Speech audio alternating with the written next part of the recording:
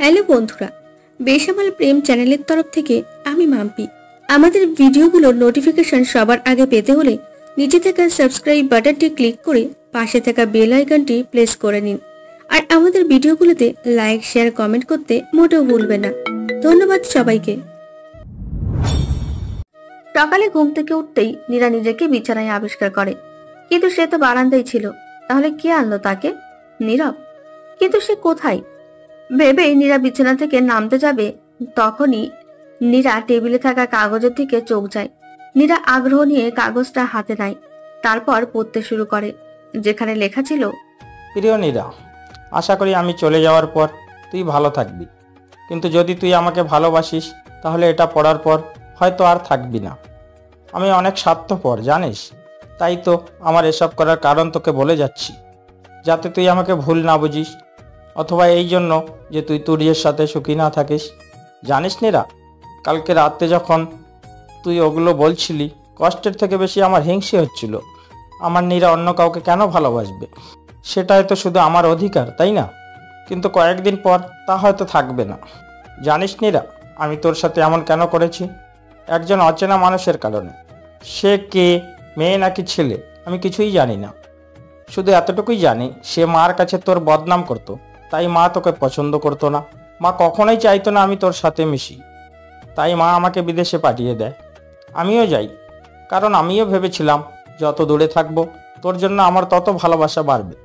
কিন্তু সেটা আমার ক্ষেত্রে হয়নি। বিদেশে কয়েকদিন থাকার পরেই কেউ আমাকে তোর আর তুর্যের বিশ্রী বিশ্রী ছবি পাঠাতো, তাতে আমার অনেক রাগ লাগতো। পরে ভাবতাম হয়তো কেউ এটা এডিট করে আমাকে পাঠাচ্ছে, কিন্তু তাও একটা মনে সন্দেহ থাকতো। তাই তোকে জিজ্ঞেস করতাম, তুই আজকে তুর্যের সাথে দেখা করছিস নাকি? তুই হ্যাঁ বলতি, যা আমাকে আরও রাগিয়ে দিত। তাই তোর সাথে কথা বলা বন্ধ করে দিই।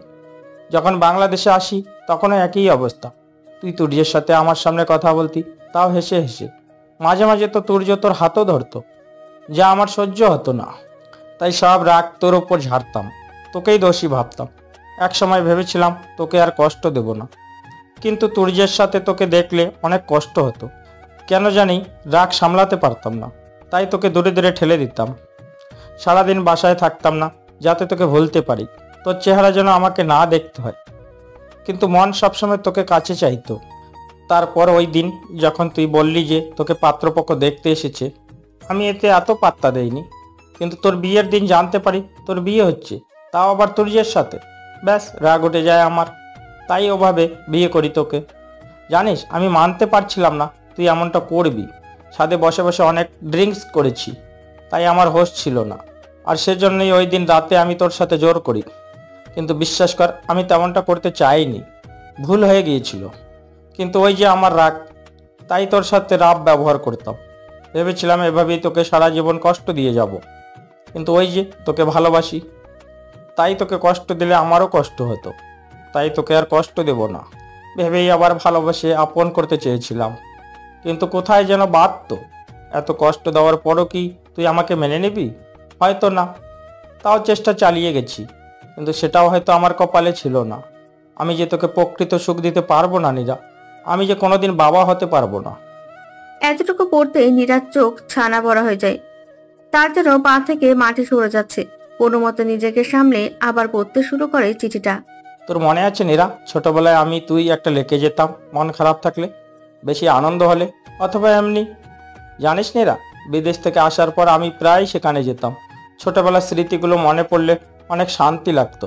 কিন্তু একটা প্রশ্ন বারবার মনে হতো, যে তুই কেন আমার সাথে এমন করলি, কেন আমাকে ঠকালি?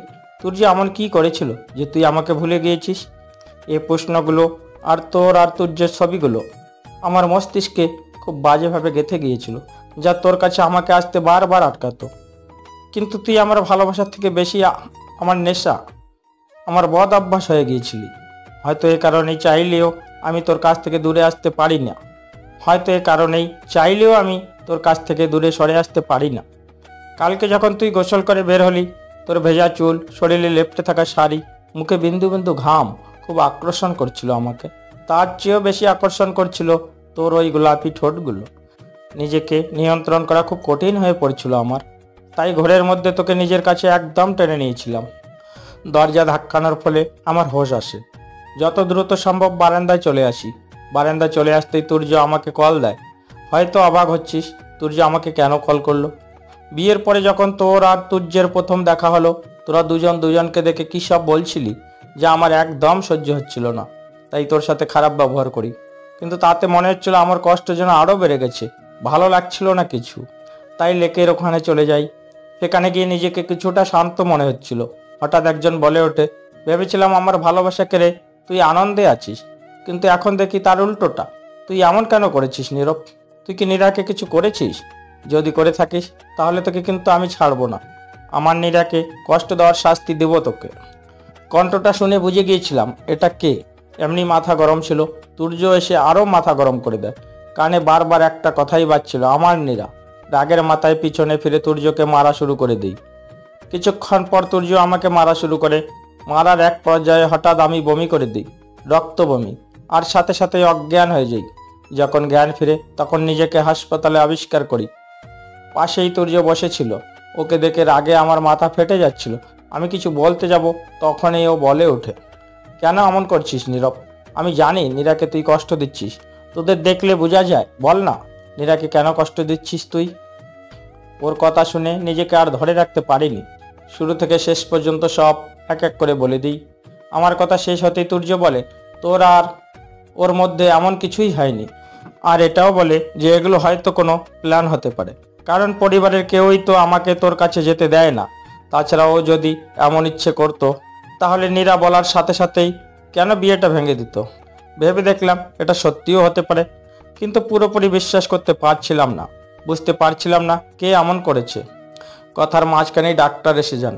তুর্য আমাকে কিছু বলতে চাচ্ছিল কিন্তু পারেনি।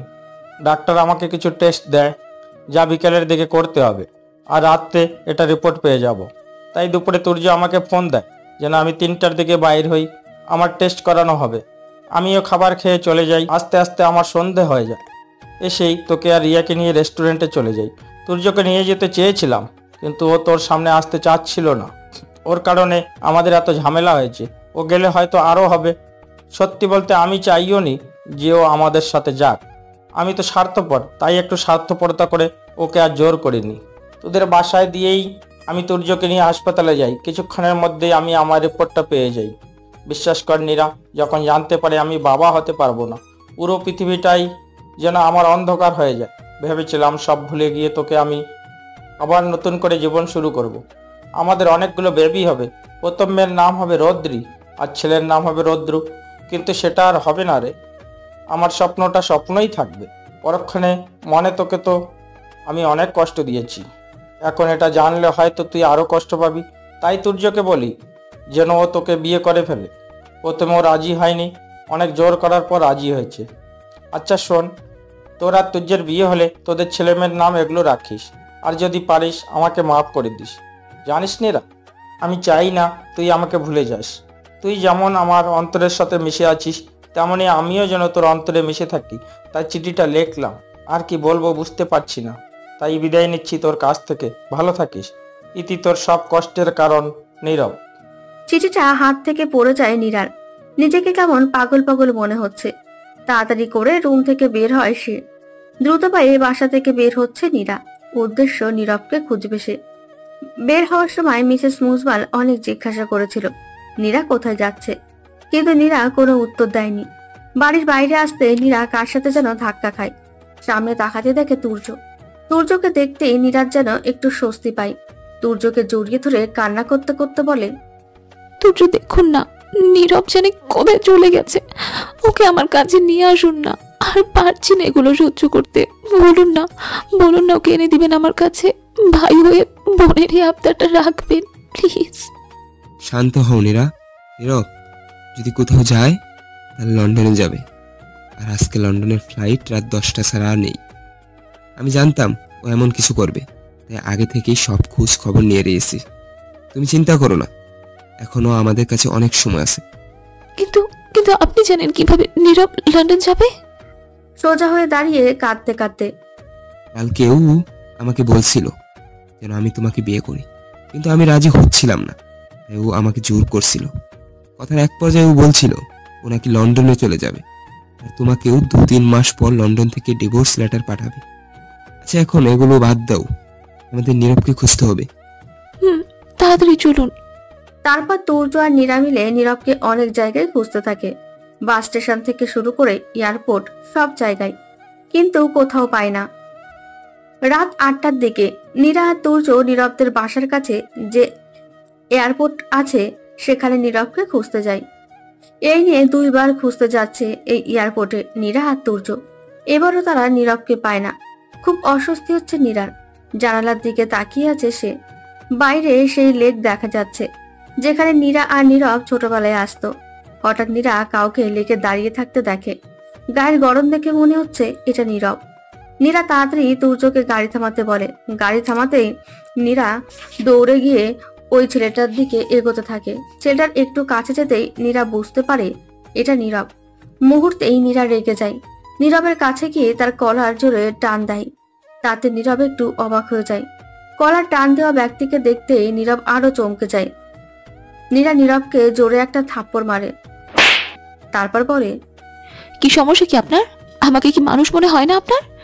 আপনি যা ইচ্ছে তাই করবেন আর আমি চুপ করে সব মেনে নিব? জীবনেও না। এখন থেকে আপনি আমার কথা শুনবেন। আর কি যেন বলেছিলেন? আমার সুখের জন্য আপনি আমার কাছ থেকে চলে যাচ্ছেন। আমি যেন কষ্ট না পাই সেজন্য চলে যাচ্ছে। কে বলেছিল আপনাকে আপনি চলে গেলে আমি সুখে থাকবো, আনন্দে থাকবো? আরে আমার আনন্দ তো আপনার মাঝে। আচ্ছা, সন্তানে কি সব? বেবি তো অ্যাডপ্ট করা যায়, তাই না? আমার যদি এমন হতো তাহলে কি আপনি আমাকে ছেড়ে যেতেন? যেতেন না, তাই না? তাহলে ভাবলেন কিভাবে আপনাকে ছেড়ে দিব? অসভ্য লোক কোথাকার, সবসময় নিজেরটা বুঝে।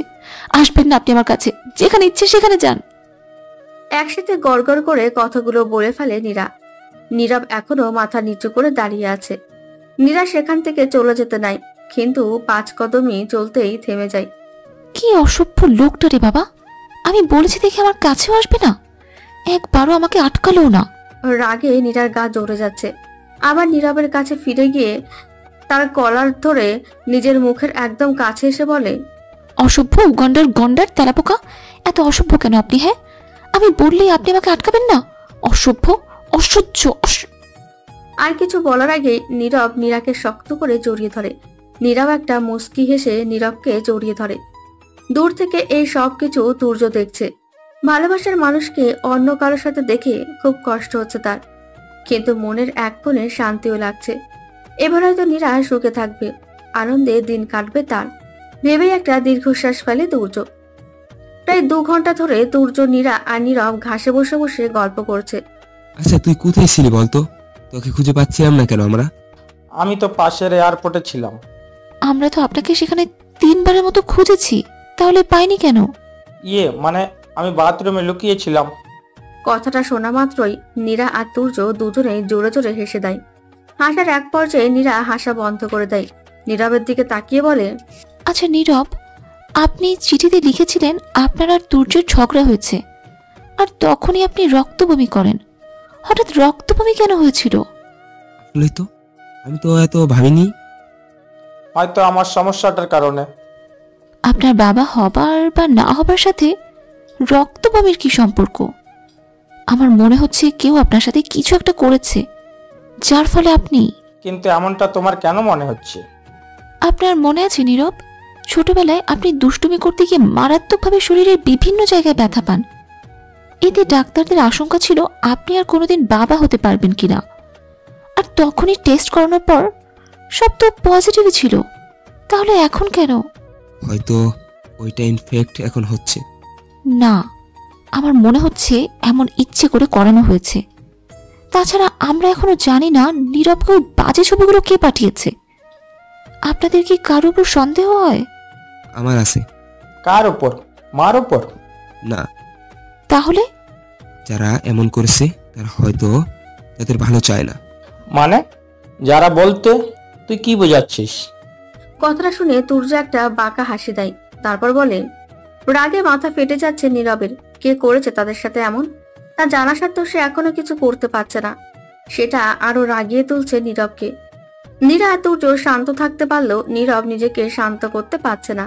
তার আপনজনেরাই তার শত্রু, এটা সে কিভাবে মানবে? নীরার মনও ভালো নেই, বুঝতে পারছে না এটা কি আদৌ সম্ভব। এমন করার কারণ কি তা সবার জানতে হবে। না হলে যে মনটা শান্ত হবে না। খুব কষ্ট হচ্ছে নিজেকে শান্ত রাখতে। তারা বাসায় ঢুকতে দেখে সবাই টেবিলে বসে খাবার খাচ্ছে। তারা যে এতক্ষণ বাসায় ছিল না, এতে কারো কোনো কিছু যায় আসে না। কোনো চিন্তার ছাপ নেই তাদের মাঝে।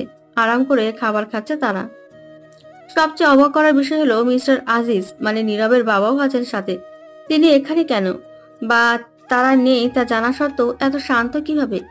তা নিয়ে নীরব বা তুর্যের কোনো মাথা ব্যথা নেই, কারণ তারা জানে তিনি এখানে কেন, আর কেনই বা এত শান্ত। মিস্টার আজিজকে দেখে নীরব আর তুর্যের মুখে এক রহস্যজনক হাসি চলে আসে। এবার এনাদের খেলা জমবে। তাদের আর বেশি অপেক্ষা করতে হবে না। চোর তো নিজেই ধরা দিয়েছে তাদেরকে। এবার সব সত্যি জানার পালা। নীরব তুর্য টেবিলে বসতেই মিসেস মুজমাল বলে ওঠেন, কিরে তোরা সকাল সকাল কই গিয়েছিলি? আর নীরা যাওয়ার সময় বলে তো যাবি, কই গিয়েছিস? এত ডাকলাম তাও তোর কানে যায়নি। দেখ তো কতবার কল দিয়েছি। আর নীরব, তোর কোনো খেয়াল আছে? তোর বাবা এতক্ষণ ধরে তোদের জন্য বসে আছে। রাগী ভাব নিয়ে গড়গড় করে কথাগুলো বললেন মিসেস মুজমাল। এতে নীরবের কোনো ভ্রুক্ষেপ নেই। সে তো রাগে আগুন হয়ে আছে। এদিকে মিসেস মুজমাল ছেলের উত্তরের আশায় বসে আছেন, কিন্তু নীরব কিছু বলছে না দেখে তুর্য বলে ওঠে, আসলে আন্টি, এটা কাজে ব্যস্ত ছিলাম তো তাই। মিসেস মুজমাল কিছু বলতে যাবে, তার আগে মিস্টার আজিজ বলে ওঠেন, আমি শুনেছি তোর আর নীরার বলে বিয়ে হয়েছে। এটা কি সত্যি? তুই তো আমাকে তোর সব কথা বলতে, এটা কেন বলিসনি? আমাকে বলতেই আমি তোর আর নীরার বিয়ে করিয়ে দিতাম। এইভাবে না করলেও তো পারতি। নীরবের সহ্য হচ্ছে না কথাগুলো। সে কোনো মতে নিজের রাগ কন্ট্রোল করছে। নীরবকে কিছু বলতে না দেখে মিস্টার আজিজ আবার বলে ওঠেন, কি রে, আমি তোকে কিছু বলেছি? আপনি এত নাটক কিভাবে জানেন মিস্টার আজিজ? লজ্জা করে না এগুলো বলতে? কি বলছিস তুই এগুলো? আমি কি বলছি আপনি জানেন না? ইচ্ছে তো করছে আপনাকে মাটিতে পুঁতে দেই। বলে নীরব হাতের কাছে থাকা মগ ফ্লোরে ছুঁড়ে মারে। সাথে সাথে সবাই উঠে দাঁড়ায়। নীরবের এমন বিহেভে মিসেস মুজমাল বলে ওঠেন, কি করছিস তুই নীরব? বাবার সাথে কি এমন ভাবে কথা বলে? মা, তুমি চুপ থাকো। আমি যা করছি তা শুধু দেখো। আজ তুমি তোমার জীবনের সবচেয়ে বড় সত্যের মুখোমুখি হবে। মানে কি বলছি? নীরা, মাকে চুপ থাকতে বলো। আর মিস্টার আজিজ, বুঝেই তো গিয়েছেন, আমরা সব জেনে গেছি। তাহলে এখন সুন্দর করে বলে দিন আপনি এমন কেন করেছেন। আমি চাই না আপনার গায়ে হাত তুলতে। নীরবের কথা শুনে আজিজ ভয় পেয়ে যায়। কিছু বলতে নেবে তার আগেই রুমি মানে নীরার মা বলে ওঠেন, নীরব বাবা, শান্ত হও। কি হয়েছে তা একটু খুলে বাবা মা, তুমিও তো দেখি ভালোই নাটক জানো। যেভাবে বলছো যেন তুমি কিছুই জানো না। বলো না, কেন করলে এমন? নিজের মেয়ের সাথে এমনটা করতে পারলে তুমি? আর রিয়া, আপনাকে তো আমি নিজের বোনের মতো ভালোবাসতাম, বিশ্বাস করতাম। আপনি এভাবে ঠকালেন আমাকে।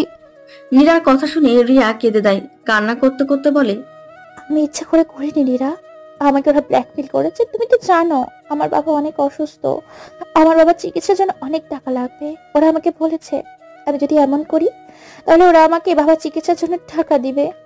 বুঝলাম তুমি টাকার জন্য এমন করেছো, কিন্তু মিস্টার আসিস আর মিসেস রুমি, আপনারা এমন কেন করছেন?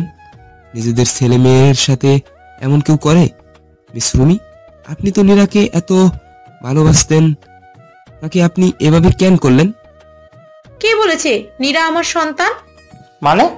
হ্যাঁ, নীরা আমার সন্তান না, নীরব আমার সন্তান। মিসেস মুজমাল চুপ হয়ে সব শুনছিল। রুমির এমন কথা শুনে কিছু বলতে যাবে, তার আগেই নীরা ইশারা দিয়ে চুপ থাকতে বলে। আর যা হচ্ছে তা চুপচাপ দেখতে। এতে মিসেস মুজমাল চুপ হয়ে যান। আর রুমি আবার বলতে থাকে, সব তো জেনেই গেছো, তাই সব লুকিয়ে রেখে কি লাভ? তাছাড়া তোমাদেরও জানা উচিত আমরা কতটা চালাক। এত কথা না বলে আসল কারণটা বলবেন, নাকি হাত তুলবো? মুখ সামনে কথা বল। Just shut up mister Aziz. আর এই যে রুমি, বলা শুরু করুন, নাহলে তুর্য যা বললো তা করব। আমার যখন আজানের সাথে বিয়ের কথা হচ্ছিল তখন আমার আজানকে পছন্দ হয়নি, আজিজকে হয়েছিল। কিন্তু আজিজ আগে থেকেই ম্যারিড ছিল। এতে আমার ভীষণ রাগ হয়। প্রতিনিয়তই এই মহিলার উপর হিংসে হতো। আমার আজিজকে চাই চাই, তাই আমি আজানকে বিয়ে করি। তারপর নানাভাবে আজানের সাথে সম্পর্কে জড়াতে চেষ্টা করি। আজিজ প্রথমে না বললেও পরে সেও আমাকে ভালোবেসে ফেলে। তারপর থেকে শুরু হয় আমাদের প্রেম। বিয়ের কদিন পরই আমি জানতে পারি আমি প্রেগনেন্ট। আমি খুব ভালো করেই জানতাম এটা আজানের না, আজিজের সন্তান, কারণ আজানের সাথে আমার তেমন কোনো সম্পর্কই ছিল না। কিন্তু বোকা আজান ভেবেছিল এটা ওরই সন্তান। খুব যত্ন করা শুরু করে আমার। তখন আবার এই মহিলাও প্রেগনেন্ট ছিল। আমি আর আজিজ কিছুতেই এই মহিলা আর আজানকে জানতে দিতাম না যে আমাদের দুইজনের মাঝে এগুলো চলছে। আমার আর এই মহিলা 9 মাসের সময় দুজনেরই একসাথে লিভার পেন হয়। দুজনকে হাসপাতালে নিয়ে যাওয়া হয়। তার সবচেয়ে অবাক করা বিষয় হলো দুজনেরই ছেলে হয়, বাট এই মহিলাটার ছেলে মারা যায়। এতে এই মহিলা একদম পাগল হয়ে যায়। আমি তো মনে মনে খুব খুশি হয়েছিলাম, কিন্তু কোথা থেকে যেন আজিজের এই মহিলার প্রতি আবার ভালোবাসা জাগে। আমাকে রিকোয়েস্ট করে আমি আর আজিজ যেন এই সন্তান আজিজকে দিয়ে দিই। আজিজ রাজি হচ্ছিল না দেখে আমি ওকে নানাভাবে রাজি করাই এই বাচ্চাটা যেন আজিজকে দিয়ে দিই। শেষ পর্যন্ত আজান রাজি হয়। এর 3 বছর পরেও যখন আজান দেখে আমি তার সাথে কোনো শারীরিক সম্পর্কে জড়াচ্ছি না, তাছাড়া আজিজের সাথে আমার কিছু হয়নি, তাই আমার বাচ্চা হচ্ছিল না, তাই আজান একটা মেয়েকে আনে অনাথ আশ্রম থেকে। তার নাকি মেয়েটাকে অনেক ভালো লেগেছে আর সে এই মেয়েটাকে পালতে চায়। তখন আমি মানা করা সত্ত্বেও ও মেয়েটাকে বাসায় এনে বড় করা শুরু করে। আমার ওই মেয়েটাকে জাস্ট সহ্য হতো না, ইচ্ছা করতো গলা টিপে মেরে ফেলি। আচ্ছা, তোমরা জানো এই মেয়েটা কে? আমি এক্স্যাক্টলি, তোকে আমার আগেও সহ্য হতো না, এখনো হয় না। তাহলে এতদিন নাটক কেন করলেন? নীরবের কথা শুনে রুমি একটা মুচকি হাসি দেয়, তারপর বলে, আজান অনেক শাতির ছিল। ও প্রথম থেকেই জানতো আমার আজিজের সাথে কিছু চলছে, কিন্তু কিছু বলেনি। যখন দেখে আমি নীরার সাথে খারাপ ব্যবহার করি, তখন ও আমাকে থ্রেট দেওয়া শুরু করে। আমি যদি নীরাকে ভালো ব্যবহার না করি তাহলে ওই মহিলাকে সব বলে দিবে। আমিও বলি যে বললে কি হবে, এই মহিলা তো আমাদের কিছু করতে পারবে না। কিন্তু আজিজকে যখন বলি আজান এমনটা বলেছে, তখন আজিজ বলে আজানকে মেরে ফেলবে। আমি চাইনি আজানকে মেরে ফেলতে। আজিজকে বলি যে আজানকে কেন মারতে হবে, ও যদি এই মহিলাকে সব বলে দেয় তাহলে তো আমাদেরই ভালো হবে। এই মহিলা আমাদের জীবন থেকে চলে যাবে আর আজান পড়ে থাকবে এক কোনায়। কিন্তু আজিজ রাজি হয়নি, কারণ আজিজের সব সম্পত্তি মহিলার নামে। একে যদি মেরে ফেলে তাহলে সব সম্পত্তি অনাথ আশ্রমে চলে যাবে। তাই বাধ্য হয়ে আজানকে মেরে ফেলি। আজান যখন অফিসে যাচ্ছিল তখন একটা ট্রাক দিয়ে ওর গাড়ি অ্যাক্সিডেন্ট করায়, আর এমন ভাবে করাই যাতে এটা দেখে মনে হয় এটা অ্যাক্সিডেন্ট। প্ল্যান মোতাবেক কেউ জানতে পারেনি, সবাই অ্যাক্সিডেন্টই মনে করেছে। কিন্তু বিপত্তি হয় নীরাকে নিয়ে। আজান জানতো ওর যদি কিছু হয় তাহলে আমি নীরাকে বাসায় আর রাখবো না, তাই ও আগে থেকেই ওর নামের সব সম্পত্তি নীরার নামে করে দেয়। আর যে সম্পত্তি নীরা 18 বছর পরই পাবে। তার আগে যদি নীরার কিছু হয় তাহলে সব সম্পত্তি অনাথ আশ্রমে দিয়ে দেওয়া হবে। তাই আমি নীরার সাথে নাটক করা শুরু করি যাতে ও বড় হলে ও আমাকে সব সম্পত্তি দিয়ে দেয়।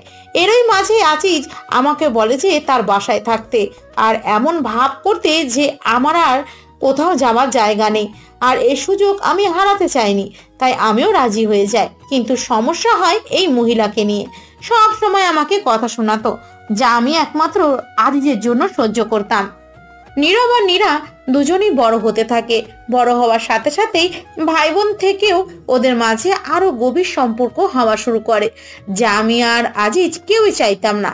কারণ নীরব অনেক বদমেজাজি, আর ও সবসময় নীরাকে বলতো যে ও যেন কাউকে ওর ভাগ না দেয়, আরো অনেক কিছু। এতে আমি আর আজিজ খুব ভালো করেই বুঝে গিয়েছিলাম যদি নীরার সাথে নীরবের বিয়ে হয় তাহলে সে কখনো চাইবে না নীরা তার সম্পত্তি আমাকে দিয়ে দেয়।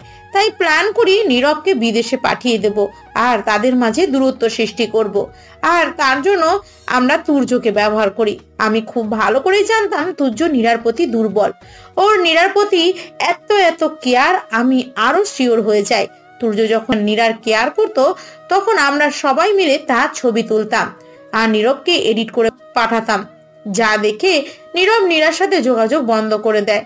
আমরাও আমাদের প্ল্যান সাকসেস হয়ে যায়। কিন্তু যখন নীরার 18 বছর হয় তখন নীরাকে নানাভাবে বলতাম যেন সে আমার নামে সম্পত্তি লিখে দেয়।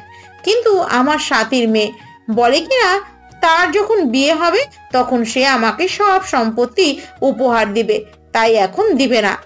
কোনোভাবেই আমার নামে সম্পত্তিগুলো করতে পারছিলাম না। এর মাঝে আবার নীরব চলে আসে বাংলাদেশে। সে আবার নীরার প্রতি দুর্বল হতে থাকে। তাই এবার প্ল্যান করি যে তুজোর সাথে নীরার বিয়ে দিব, আর তখন নীরার কাছ থেকে সব সম্পত্তি আমার নামে লিখে নিব। কিন্তু বিয়ের দিন নীরব তোকে বিয়ে করে ফেলে, আর আমরা জানতাম নীরা এখন আর আমাদের সম্পত্তি দিবে না, কারণ নীরব দিতে দিবে না।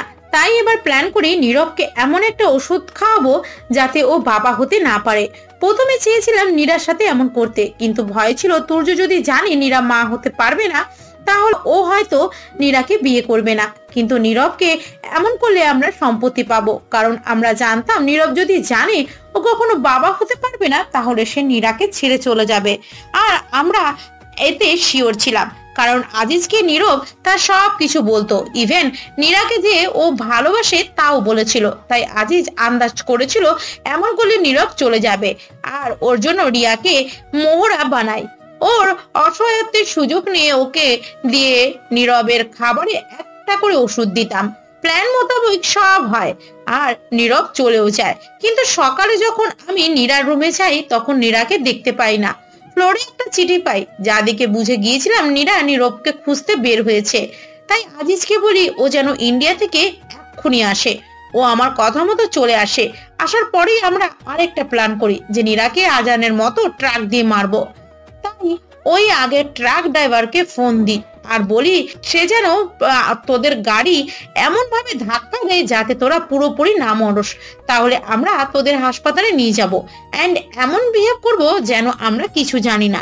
তারপর ধীরে ধীরে নীরাকে কথা জালে ফাঁসিয়ে ওর থেকে সব সম্পত্তি আমার নামে করব, আর পরে তোদের সবাইকে মেরে ফেলবো।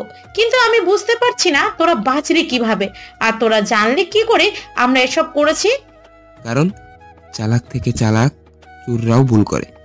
নীরার বিয়ের পর আমি আর রিয়া যখন এ বাড়িতে আসি তখন নীরার সাথে আমার কিছু কথা হয়, যা আমি ইচ্ছা করে বলেছিলাম নীরবকে রাগাতে, আর নীরব রেগেও যায়। কিন্তু ভাবিনি নীরব নীরার সাথে খারাপ ব্যবহার করবে। যাই হোক, কিছুক্ষণ পরে দেখি এরা কাঁদতে কাঁদতে ছাদের দিকে যাচ্ছে। আমি ওর পিছু পিছু যাই, কিন্তু মিস রুমির রুমের সামনে গিয়ে থমকে যাই, কারণ মিস রুমি আর রিয়া বিছানায় বসেছিল, আর মিস রুমি কার সাথে যেন কথা বলছিল। তাদের কথার ধরন ছিল কিছুটা এমন। হ্যালো, তুমি ফোন ধরছিলে না কেন? জানো এখানে একটা বিরাট সমস্যা হয়ে গেছে। নীরব নীরাকে বিয়ে করে ফেলেছে। হ্যাঁ বুঝেছি, আর তুমি আমাকে এভাবে বকবে না তো, আমার কষ্ট হয়। আমি কি কিছু ইচ্ছা করে করেছি নাকি? আচ্ছা এখন বলো কি করতে হবে। তাহলে এখন রিয়াকে নীরার কাছে পাঠাই। আচ্ছা রাখি। কথাগুলো মানে তখন এতটা ভালোভাবে বুঝতে পারিনি, কিন্তু আমার মনে হয়েছিল এটা নীরাকে বলা উচিত। কিন্তু আমি নীরার কাছে যেতে নিলেই দেখি রিয়াও সেখানে যাচ্ছে। তাই আমি আর যাইনি, ভেবেছিলাম নীরবকে বলবো, কিন্তু নীরবের রুমে গিয়ে দেখি সে নেই। তাই ওকে খুঁজতে শুরু করি। অবশেষে লেকের কাছে দাঁড়িয়ে থাকতে দেখি। চেয়েছিলাম আমি যা যা দেখেছি তা নীরবকে বলবো, কিন্তু নীরবকে দেখতেই আমার নীরার কথা মনে পড়ে যায়। কেন যেন মনে হচ্ছিল ও নীরাকে কষ্ট দিয়েছে, আর তাতেও কষ্ট পাচ্ছে। তাই ওকে খুঁচা দিয়ে কিছু বলা কথা বলতেই ও আমাকে মারা শুরু করে দেয়। তারপর ওর বাবা না হওয়ার রিপোর্টটা আসে, আর এত আমাকে জোর করা শুরু করে আমি যেন নীরাকে বিয়ে করি। এত কিছুর মাঝে আমি এ কথাটা ভুলেই যাই। তারপর নীরার সন্দেহ হয় কেউ নীরবের সাথে এমনটা ইচ্ছে করে করছে নাকি, কারণ বাবা হওয়া না হওয়ার সাথে রক্তভূমির কোনো সম্পর্ক নেই। তাই যখন ও আমাকে আর নীরবকে জিজ্ঞেস করে আমাদের কারোর উপর সন্দেহ আছে কিনা, তখন আমি যা দেখেছিলাম ওই দিন তার সব নীরা আর নীরবকে খুলে বলি। আমরা তুর্যের কথায় প্রথমে বিশ্বাস করিনি, কিভাবে করব। যাদের নিজের জীবনের থেকে বেশি ভালোবাসতাম তারা আমাদের সাথে এমনটা করেছে, তাও সামান্য কিছু সম্পত্তির জন্য। তা কিভাবে বিশ্বাস করব? কিন্তু আমরা ভুল ছিলাম। ওই যে কথায় আছে না, কুত্তার পেটে ঘি হজম হয় না। তোমরাও এমন, এত ভালো স্বামী পাওয়া সত্ত্বেও এমন করলে। তোমার মুখে না গোবর মারা উচিত মা। সরি সরি, রুবি, মিস আর মিসেস কি বলবো তোমাকে, ঠিক বুঝে উঠতে পারছি না। যাই হোক, যখন আমরা বাসায় চলে আসছিলাম তখন আমি গাড়ির আয়না দিয়ে দেখি একটা ট্রাক আমাদের দিকেই আসছে। আমি কোনো মতে আমাদের যান বাঁচাই, তারপর ওই ট্রাকের পিছু নিই। এতে ট্রাক ড্রাইভারটা একটু ভয় পায়, কিন্তু দমে যায়নি। তাই কোনো উপায় না পেয়ে আমি ট্রাকটার পাশে গাড়ি নিয়ে জানালা দিয়ে ট্রাক ড্রাইভারটাকে জোরে জোরে বলি সে যদি গাড়ি থামায় তাহলে আমি তাকে 10 লক্ষ টাকা দিব। কিন্তু সে থামছিলই না। শেষ পর্যন্ত যখন বলি 20 লক্ষ দিব, সাথে সাথে ট্রাকটা থামায়। ট্রাক ড্রাইভারটা ট্রাক থেকে নামতেই আমি আর তুর্য বেটাকে মারা শুরু করে দিই।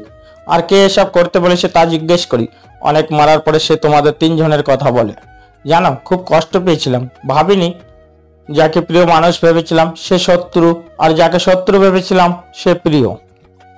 এতক্ষণ সব কথা এক মনে শুনছিলেন মিসেস মুজমাল। কেন যেন চোখ থেকে পানি পড়ছে না, শুধু কষ্টটা অনুভব করছেন। নীরা খুব ভালোভাবেই বুঝতে পারছে মিসেস মুজমালের অবস্থা, তাই তার পাশে গিয়ে দাঁড়ায়। তারও কষ্ট হচ্ছে, এমন সত্যিও তার জানতে হবে, সে কখনোই ভাবেনি। নীরা মিসেস মুজমালের কাঁধে হাত রাখতেই মিসেস মুজমাল নীরাকে জড়িয়ে ধরে কাঁদতে শুরু করেন। তাতে নীরাও তার কান্না থামাতে পারে না, সে কান্না করে দেয়। সবার চোখে আজ পানি, শুধু আজিজ আর রুমিত ছাড়া। একটু অনুতপ্ত বোধ নেই তাদের।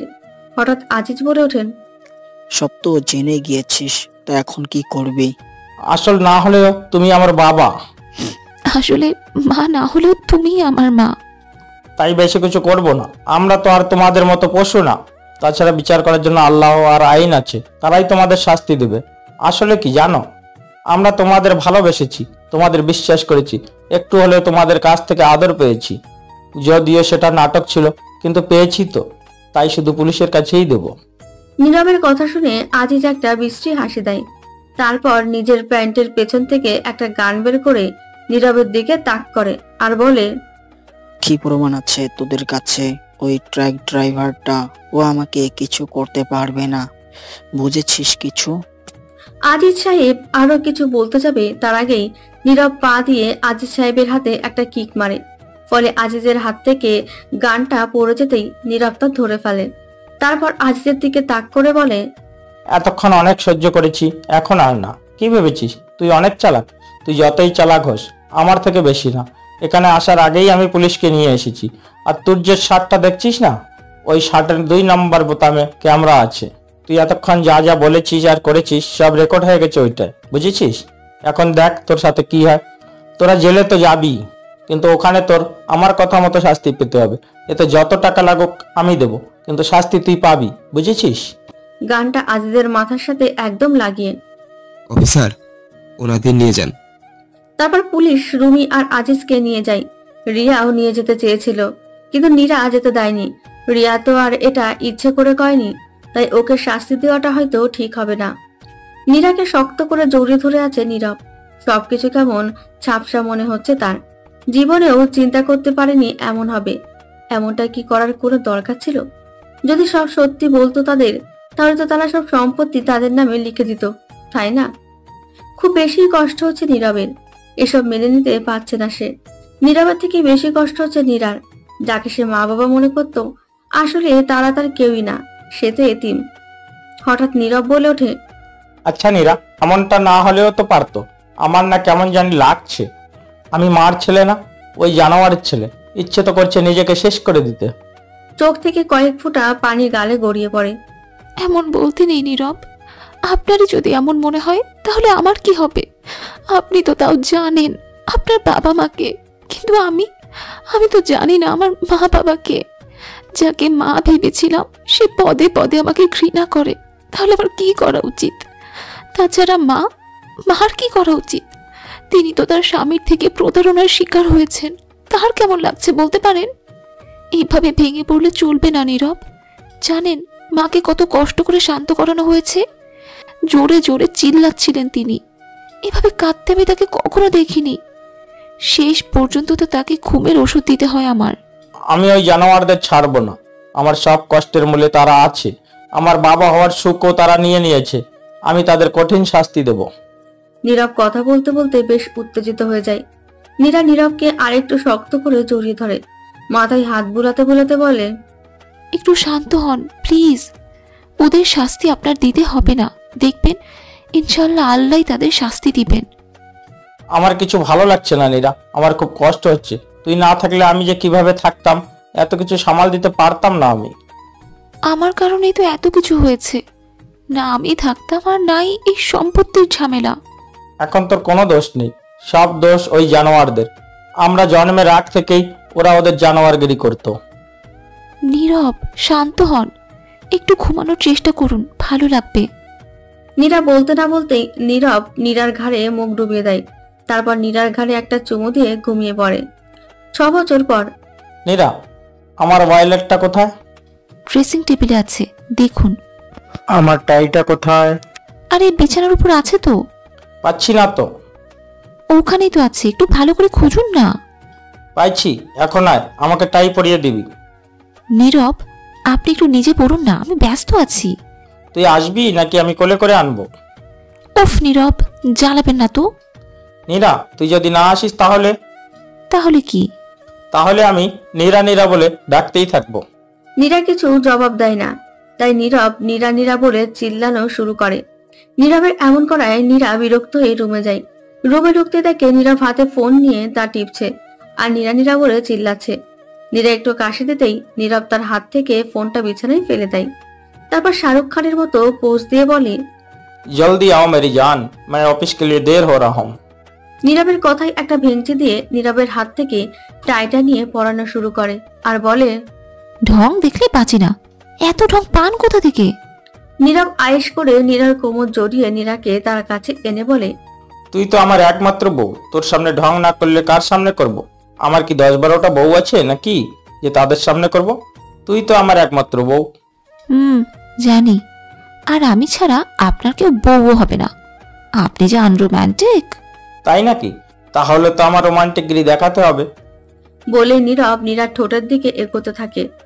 তখনই কেউ একজন বলে ওঠে, বাবাই দেখো না, রৌদ্র আমাকে মেরেছে। দেখো না মাম্মাম, ললি আমাকে মেলেছে।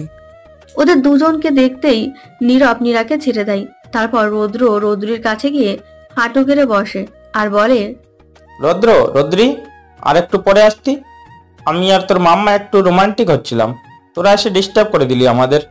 নীরবের কথা শুনে ওরা দুজনেই হেসে দেয়। নীরা ভেবেছিল নীরব রৌদ্র রৌদ্রিকে মারামারি করার জন্য বকা দেবে, কিন্তু এ কি বলে, ছোট ছোট বাচ্চাদের কি শেখাচ্ছেটা কি নীরব? এই আপনি কি বলছেন ওদের? ওরা কিছু বুঝে এগুলো? আমি থপ বুঝি মাম্মাম। আমিও মাম্মাম। এই একদম পাকনামি করবেন না আপনারা। যান, জুতো পরুন, স্কুলের জন্য দেরি হয়ে যাচ্ছে। কথাটা শোনা মাত্রই রৌদ্র আর রৌদ্রি একটা দৌড় দিয়ে ড্রয়িং রুমে চলে যায়। আর এদিকে নীরব নীরার হাত ধরে এক টান দিয়ে নিজের কাছে নিয়ে আসে। তারপর নাকে নাক ঘষতে ঘষতে বলে, কি বউ আমার, সবাইকে সমানে আপনি বলে ডাকে, এমনকি নিজের বেবিদেরকেও। কত চেষ্টা করলাম তোর মুখ থেকে তুমি ডাকটা বের করার, কিন্তু তুই আপনিতেই আটকে আছিস। নীরা নীরবকে একটা ধাক্কা দিয়ে বলে, আমি যেমন আমি তেমনই থাকবো। এখন যান, আপনার অফিসে দেরি হয়ে যাচ্ছে। বাচ্চাদের স্কুলে দিয়ে তারপর নিজের অফিসে যান, বুঝছেন? জো হুকুম মেরি জান। বলে নীরব নীরার গালে টুক করে চুমু দিয়ে দেয়। তারপর রৌদ্র আর রৌদ্রিকে নিয়ে চলে যায়। নীরব চলে যেতেই নীরা মিসেস মুজমালের রুমে যায়। সেখানে যেতে দেখে তিনি বিছানায় বসে বসে তসবিহ পড়ছেন। নীরা তার পাশে বসতেই তিনি বলে ওঠেন, নীরব চলে গেছে। জি।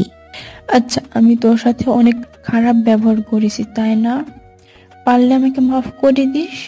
এইভাবে কেন বলছেন মা? তো আর কি বলবো বল, আসলে নীরাকে ফেলে আমি রূপার কাছে পড়েছিলাম। আচ্ছা নীরা, আমার পাপের জন্য আল্লাহকে মাফ করবে?